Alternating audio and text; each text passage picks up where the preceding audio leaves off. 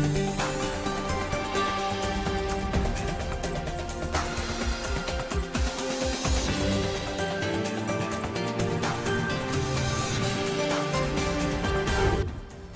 today's World Insight, a resurgent Omicron variant and the U.S.'s diplomatic boycott of the Winter Games, the latest factors in China-U.S. ties. How do tensions between the world's biggest economies affect everyone else? We use one specific term to describe the international relations and the world affairs. That is unprecedented changes in 100 years. And effective COVID treatment, a top priority for Chinese researchers. New developments with China's COVID treatment pills. Hello and welcome to World Insight with me, Tian Wei. In the early days of 2022, the world is still dealing with a resurgent pandemic as the Omicron variant spreads in many countries. China has taken on both internal and external challenges, disease control, economic recovery, and geopolitical tensions, to name a few. As the 20th Party Congress to open later in the year, what does China have in mind about its relations with the world?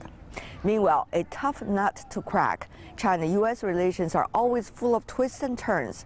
In November, Chinese President Xi Jinping and U.S. President Joe Biden met virtually. They both agreed to build on common sense guardrails to prevent ties from totally unraveling. But it takes two to tango. What are the best and the worst scenarios? What's in store for China this year? Yuan Peng, the president of China Institute of Contemporary International Relations, shared his thoughts in an interview with me. Professor Yuan, what a pleasure to see you once again. Me too. I've been reading intensively of the annual report your institute put out every year on the security studies and also on the strategic outlook of next year. Tell me more about when you talk about the moving factors in terms of important elements of security and strategy, what are you referring to?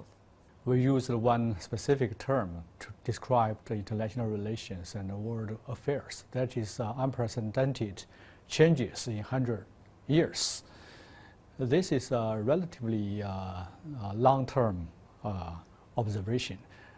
In 2021, in particular, I think the biggest variable still the pandemic. A year ago, many scientists predicted that the pandemic will soon pass. However, the end of this year, Omicron happened in South Africa and then all over the world. So it seems still too optimistic to see the end of the pandemic. So without the resolution, final resolution of the deal with the pandemic, how can we expect a normal life? How can we expect the recovery of the economy? Today, the big problem is that U.S. and China relations still in a very intense competition. So the world WHO still not that strong to lead. So today we really call for the world cooperation among major powers. Without the major power cooperation, the pandemic cannot be overcome. Since you talk about China-U.S. relations, Professor Yuan, you've been an expert researching about that subject for decades now. How do you see the U.S. approaches? Earlier there was Make America Great Again, that was of the Trump administration. Now it's Build Back Better, that's of the Biden administration. But exactly how is the subject of China fit into the overall U.S. policies and analysis of itself? Yeah, America now two focuses. Domestically focus on build a better America, make America great again. That is so many laws being passed in infrastructure, rescue the American economy, and so on and on. And Joe Biden is working on this. And in foreign affairs, that is one focus, that is China. That's why America now draw its forces from Afghanistan, from Middle East, and focusing on Indo-Pacific. The China-focused foreign policy now is the new Americans' foreign policy direction. So those two focuses, in some sense, is a self-contradiction, because Americans' economic, the real hope lies in U.S. and China cooperation rather than competition. So if you view China as a competitor, enemy, so how can you expect your own economy being recovery? So how to overcome this self-contradiction, I think pose a very big challenge to American strategists and officials. So that's why President Xi, said that we need mutual respect, we need peaceful coexistence and win-win cooperation. I think this is the real solution of U.S. and China relations. But today, unfortunately, America still view U.S.-China a competition. So if we are competition, becoming a focus of American-China policy, I think is a wrong direction. But if the U.S. insists on doing that, or in real terms have been and will be continuously doing that, then what is going to be China's strategy? This is also going to be a catch-22 situation for China, one would argue, Professor Yuan, because in terms of technology cooperation, in terms of global policies, China also need to have the support of the U.S., not to mention many other countries. So how do you see this catch-22 situation for China as well? We have to prepare the two scenarios, and in policy regard, we have two hands policy. On the one hand, we pursue a better future of U.S. and China relations, that is a peaceful coexistence and win-win cooperation. But this is our hope. It need to be echoed by American officials and strategists. So then we have to prepare for the worst scenario, that is a new Cold War, even hot war in some specific areas, because we see very dangerous directions. I did read in your report and the analysis you made in it about not just China and the United States, but also many other new factors. For example, MICA, in a way, the emerging economies that are becoming ever more influential. That is generally one of those many examples. So how do you see countries reading their opportunities and challenges when there are dramatic changes going on in the world? What do you see as the logic in their choices? Because today, U.S. and China in a very intense competition situation. Number one and number two are struggling. And Russia and European Union is working on to find a new direction. So number one, number two, number three, number four, number five, all those major powers are busy for their new direction. So what the other countries, what they look for? So they have to look for the answer by themselves. That's why we see some new forces are emerging. For example, the MICTA under G20, Mexico, Indonesia, Korea, South Korea, Turkey, and Australia. Those 5 countries working together. So it not belongs to traditional G7 or BRICS. They find their own solutions. Another thing is that ASEAN countries, they find that they have to working on by themselves rather than rely on the major powers.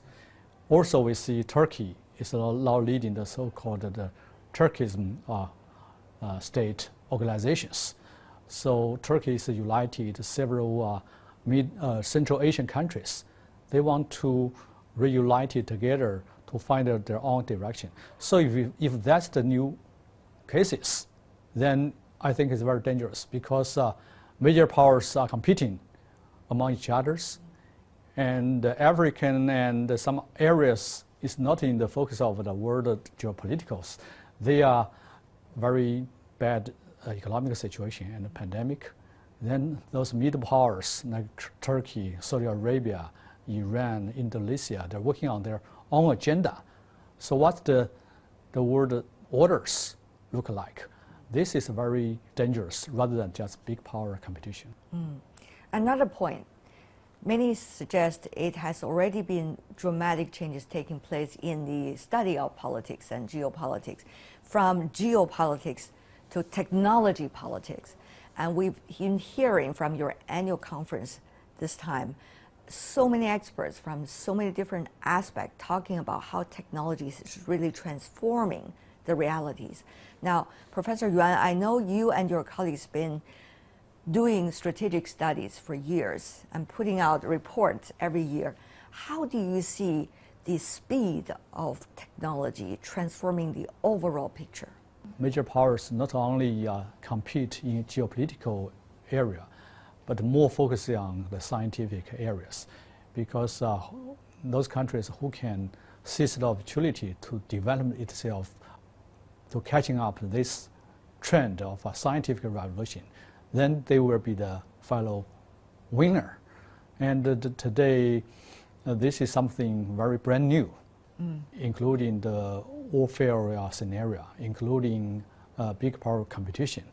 So the problem is that all the powers should working together on this new revolution, rather than using this revolution to compete in geopolitical areas. And does China also have two scenarios using your earlier logic?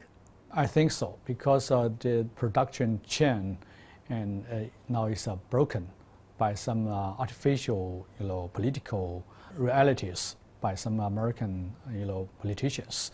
So what should we do? On one hand, we need to innovation by ourselves scientifically, and on the other hand, we're still working on to make the globalization a real world.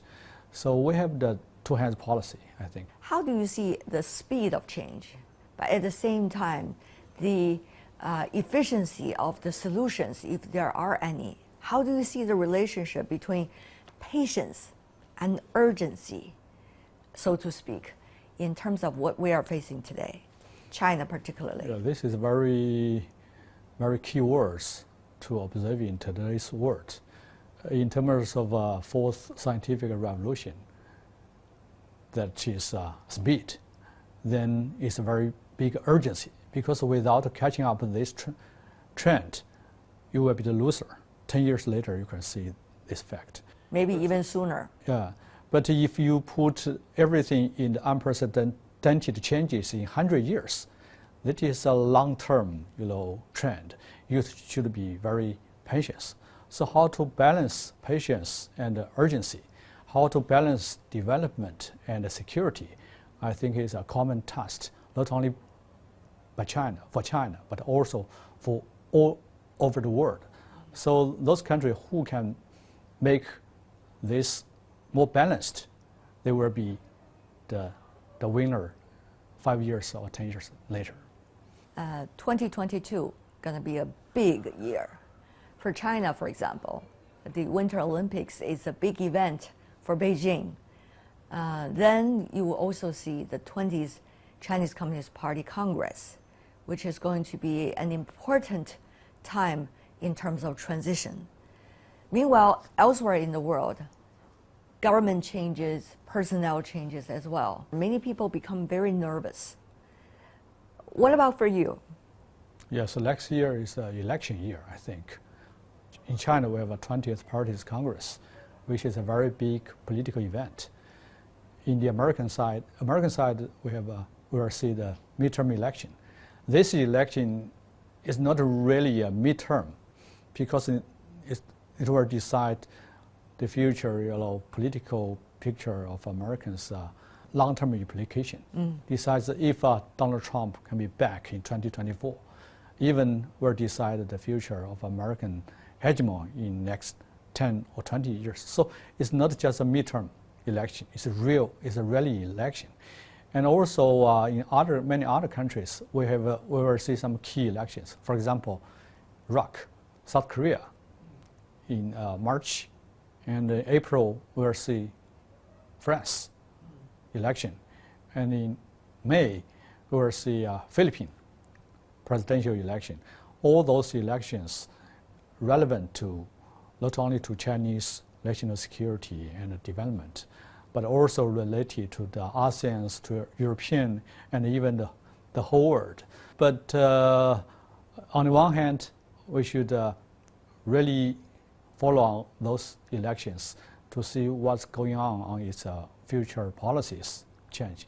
But on the other hand, we should be patient, because all those elections cannot, just because of an election, to change the whole trend. That is unprecedented changes of 100 years. The really decisive factors still scientific revolution, globalization, big power relations. Those very fixed factors cannot change it by several elections. Last but not least, Professor Yuan, when the world is experiencing dramatic changes, a lot of people are curious about where we are going, but also a lot of people are becoming ever more helpless. They throw up their hands in the air and say, you know, whatever, because I could do nothing. I cannot decide on anything. So, Professor Yuan, for common folks who are watching the world go around them in such a dramatic way, what is your advice? My advice is that 躺平, lying flat, is not a good idea for the solution of the current situation. We still need to be very positive, because we're living in a scientific revolution. Scientific revolution provides lots of new opportunities, and secondly, even if we have some big power competition, but big powers today are more sober in viewing the bilateral relations and the whole world. And most importantly, and the new generations of the people in all countries, they are living in the same age, same world for 20 years at least. So this will get rid of the old paradigm of a Cold War kind of thinking. So younger generation, 20s, 30s, even 40s, they are living a same world. They are different from those 50s, 60s, 70s. I think this is the hope. So I think the world is still full of hope. Professor Yuan Peng, on that note, thank you so much, and Happy New Year to you. You too. Thank you. Appreciate it, sir. This is World Insight with me, Tian Wei. Coming up, effective COVID treatment, a top priority for Chinese researchers. New developments with China's COVID treatment pills. Next. Welcome back. This is World Insight with me, Tian Wei. On Wednesday and Thursday, more than 100 cases were detected per day in the Chinese mainland. The hardest hit are the provinces of Henan, Shanxi, and Zhejiang. Containment measures like contact tracing, mass testing, and flight suspensions have been taken in high-risk areas. Meanwhile, outside China, Omicron is fast spreading in many countries, especially in the UK, with record cases. Now, more than ever, effective COVID treatment pills are needed. Last month, China's National Medical Products Administration approved its first COVID drug. It uses a cocktail of two antibodies developed in China. The new medicine can reduce hospitalization and mortality rates by 80% in high-risk outpatients. It is China's first homegrown drug that has proven effective against COVID. For a better understanding of this research, I talked to Zhang Linqi, a professor from the Tsinghua University School of Medicine. He is the leader of the research team on the COVID treatment here in China. Here's the inside story of the special drug research. Professor Zhang Linqi from Tsinghua University School of Medicine. What a pleasure to see you, sir. Good morning. Good to see you, sir. I know you and your colleagues are working on the COVID pills. Tell me more about the latest development of the Chinese COVID pill. Where are you now? Which stage? Yes, at the very beginning of the outbreak, my laboratory at Tsinghua University immediately start to isolate antibodies from the COVID-19 convalescent patients. We know the antibody is a very important part of our immune system that could protect us from infection and disease progression. So the ultimate goal is to isolate those antibodies and select the best among the best, meaning to have the highest potency and the breadth to inhibit viral infections. So those, the best among the best, can be developed into antibody drugs. Right now, the antibody we isolated from the convalescent patients has already gone through the preclinical and clinical studies and demonstrated the 78% efficacy in reducing deaths and hospitalizations led by the National Institute of Health. So we are very excited to see those results. Other pharmaceutical companies around the world are also making their efforts around the clock. Pfizer, for example, Merck, together with other companies such as Biotherapeutics, are working on their version of the COVID pills. They're also submitting their papers to the authority. Is this going to be not only a competition of speed among researchers, but also a competition of speed among regulators? Yes, that's right. In a bigger sense, we are racing against the virus.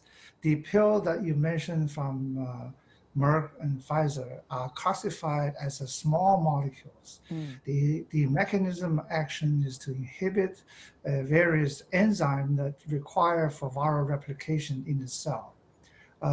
In contrast, the antibody drugs that we develop and then many other companies have developed mainly to stop virus from entering the cells. So we are a bigger molecule, so we call it the biologics. In a way, the biologics and the small molecules and the vaccines could work hand in hand to contribute to the control of the virus spread. As we know, there are three ways, according to some research, for treating COVID cases through pills, for example, mainly focusing on blocking the entry of the virus into the cells, inhibiting virus replications, and regulating the human immune system. Now, which category are yours project falling into? Which one do you consider as a researcher to be more efficient? In our mind, each kind of pills have its own advantages, such as the small molecule is easy to take, but the requirement for early diagnosis and the long-term safety benefits still need to be studied. Our drugs are antibody drugs that derive from human and then modified and then back into human. So it's come in a natural form. It has two major functions. One is to inhibit virus from entry, so it's antiviral activity. On the other hand, the antibody is a part of our immune system, so it could also boost our immune system. And then through the advance of biologic technologies, we are able to tweak some changes to the antibody, and that antibody could have a durable effect, long-lasting in our blood. So you could see, and then from the current point of view, antibody are superior at current stage. So you're suggesting, it seems to be, if I'm reading between words, what you are doing now is a much safer version of the COVID pill than, let's just say, some of the other options. Is that what you're trying to suggest? Yes, I would agree with that, because this antibody has an antiviral function, has an immune boosting function, and has a durability superiority. So in the context of this prevention and the treatment, antibody drugs are certainly the top choice in our mind. Professor Zhang, we also see debates about that in the vaccine research, isn't it? There are different vaccine categories. Some are more natural and has been tested for a long time. For example, China's versions. However, others, for example, that by Pfizer, it's more mRNA type, and that's less tested before, and yet this time worked very well. So how do you see, that debate carried on into the area of treatment pills? As a researcher, how do you see this debate? This debate is very healthy because scientifically we want to seek the ultimate truth. For the ideal vaccines, we need is potency, meaning that it could induce very high immune response, protective immune response. And also, we are looking for breadth. That means you have to able to induce response to recognize all different variants. The third criteria is we need to look for durability. So we want to have an immune response induced, have a long-lasting effect.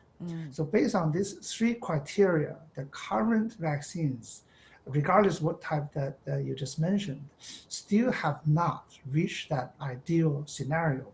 So the scientists in the field from all different countries and different fields are rushing to achieve that ideal goal. So I would say we are still far away from the ideal situation, and then the relative advantages and disadvantages still need to be studied in the long run. Professor Zhang, you know very well that there has been various variants of COVID-19 COVID-19 virus, and people are asking about the question whether the treatment pills that we are researching about today around the world are going to be relevant if the variants continue to multiply, the numbers of variants in the future. What do you make of that, and particularly about the ones that you are researching about? That's a very good question. It's right to the scientific focus that right now. While the virus continue to vary and then to escape from our drugs therapy and from antibody drugs and from vaccines. So we are monitoring this chasing game very carefully. Luckily and thankfully, the antibody drug that we have developed are able to recognize and then kill the virus from all different parts of the world. Meaning that our antibodies still maintain antiviral activity against alpha, beta, gamma, delta variants. So that's why the efficacy showed in the phase 3 trial are very encouraging. And that's all we have for today. If you'd like to know more, search World Insight or check out our YouTube channel. Follow us on Twitter and Facebook.